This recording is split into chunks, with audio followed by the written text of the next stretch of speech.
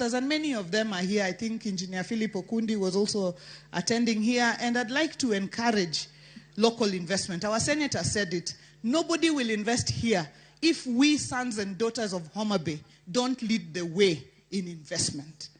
The last couple of days, when people have been looking for hotel rooms here, it has been a nightmare. And these guests can confirm to you. Yeah, it has been a nightmare to just find rooms. The few that we have been full and overflowing. And our Homa Bay is the center now. Sasa, tuanze kujenga mahoteli.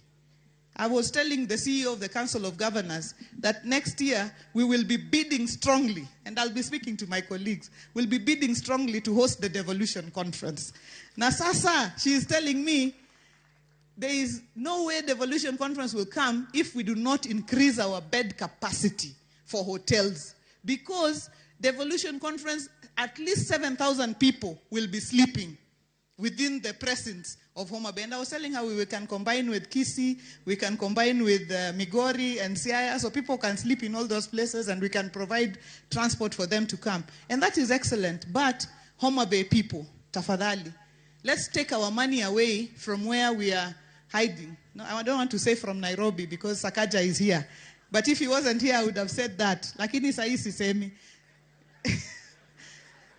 Leta tusonge, tukuje nyumbani. Let's come home. There is big opportunity and big time potential. So with those many, many remarks, let me thank you once again, Tomboya, and our MPs, the ones who have come from outside Homa Bay. Dr. James Nikal, our chairman of Dual. Bwana Orero, who is our Migogo, our export from Homa Bay to Kibra. Asante sana. Masara, my friend, Peter Francis Masara. Asanteni sana for making time. Catherine Muma, thank you. My sister Kamen.